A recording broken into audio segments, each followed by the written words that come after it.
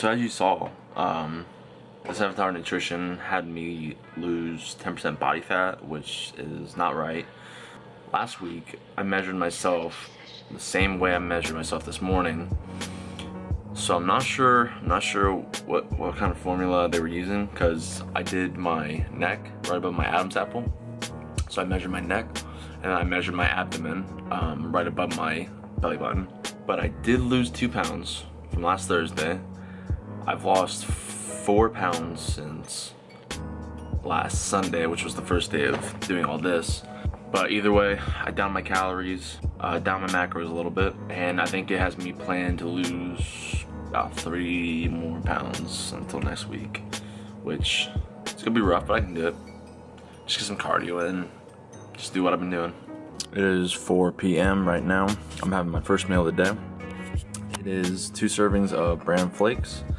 It is 1 serving of fiber active cereal. It's 3 servings of brown sugar, and then 8 ounces of milk. And I think it equals out to about like 400 calories or so. Oh, and if you ever complain about not being able to get fiber, just this bowl is 24 grams of fiber.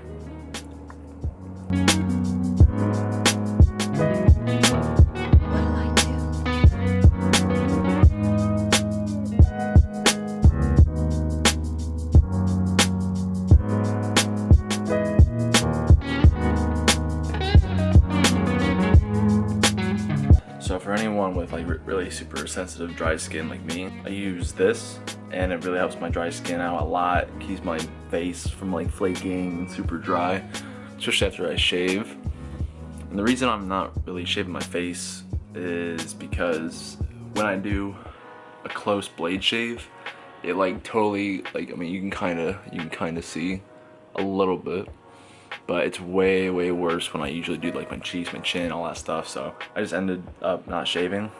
I just ended up keeping a really short, thin beard, nice and trimmed. And there's my bald spot.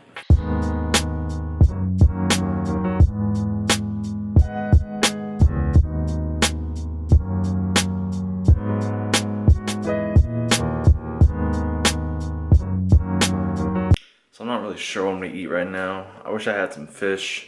At 12 o'clock, I'll have fish and a rice cake. At 2 o'clock, I'll have fish. So now that I dropped my calories by about like 80, right now I'm sitting on just about 1,100 calories. Although I'm gonna have an issue. So here's an issue that I'm currently stuck with. I'm already 30 grams away from hitting my carbs. I have about 35 fat left over, but I need to get 140 grams of protein. So here's what I'm thinking. So turkey, ground turkey, man. It is like 0 fat, maybe 1 fat for an entire package. The protein is stupid. I think for this, which is a pound, I estimated it down to about 14.5 ounces, so just under a pound. I'm looking at about 3 carbs, 3 fat. Here it is, right here.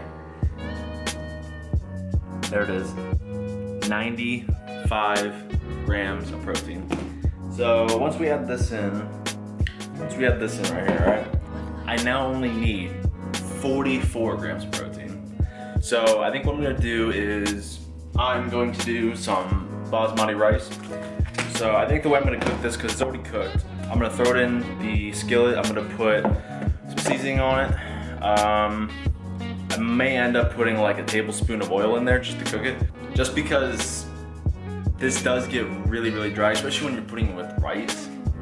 It's like, it's so dry. I mean, it's drier than old, man. So let me add this rice in and see what I got left. So the rice packet is 440 calories. So once I put that in, I'm over on my carbs, but I'm way under my fat. Now I only got 32 grams of protein left, so. But all I can say is ground turkey, it's like a need. You need it when you're cutting, man. As long as you're not vegan, I mean, like, ground turkey is like the meat the go-to meat. Chicken has a little bit more fat depending on how much you cut off, what type of chicken you get, what, you know, whatever. Ground turkey, I mean, you really can't go wrong with it, honestly. So right now my favorite meal is like almost a pound of ground turkey and then just a package of this. Now if you're looking at pretty high sodium count, especially since I put like salt, what else did I put on here? I put some kind of mixed seasoning on there. I put hot sauce. So I mean, you're looking at crazy amount of sodium.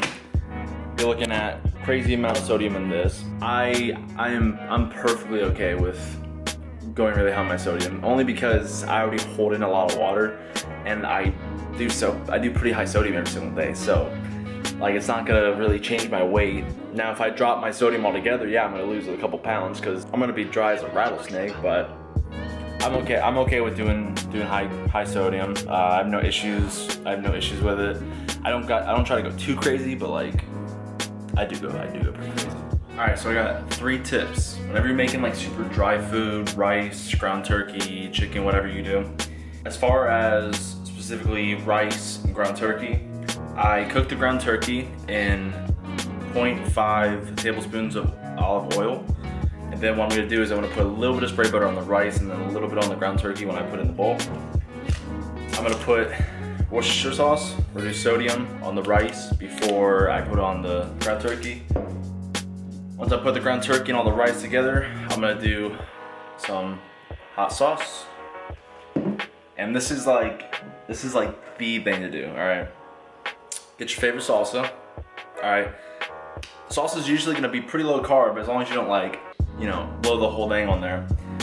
So I'm probably gonna do 2 to 4 tablespoons, which is only 6 carbs. What this does is it adds like a little pop in the dish.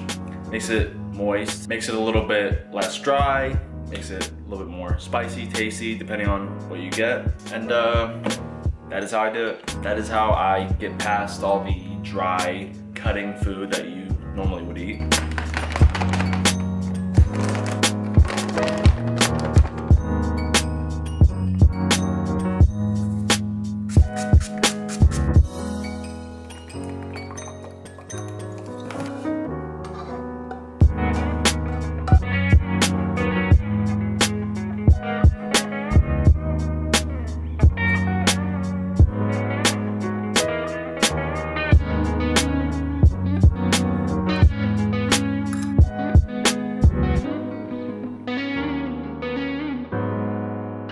Dis-moi que ça va.